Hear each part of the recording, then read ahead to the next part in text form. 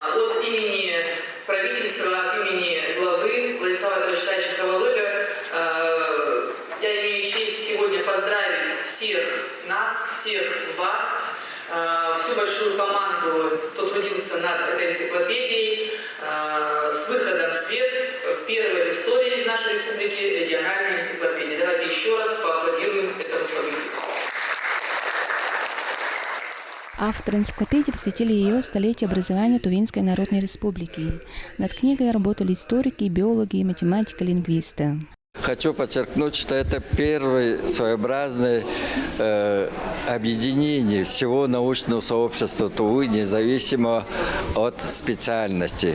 Благодарю прежде всего научное сообщество за вклад в празднование столетия Тувинской Народной Республики.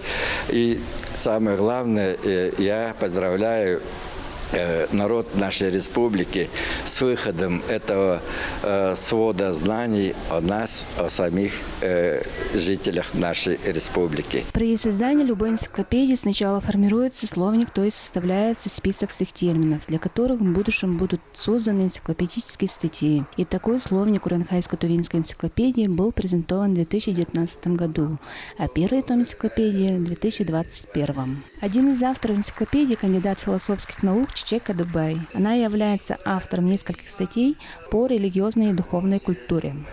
Достижения, сделанные людьми нашей республики, зафиксированные в этом двухтомнике, будут очень востребованы. Хотелось бы пожелать всем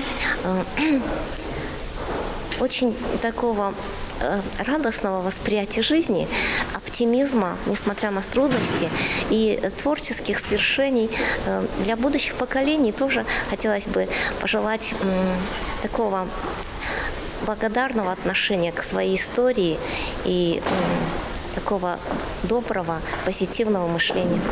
В энциклопедиях собраны уникальные данные о политических фактах, к примеру, о первой конституции Тувы. Алтынай Сай, Чайхан Дунгак, София Сай, Туа 24.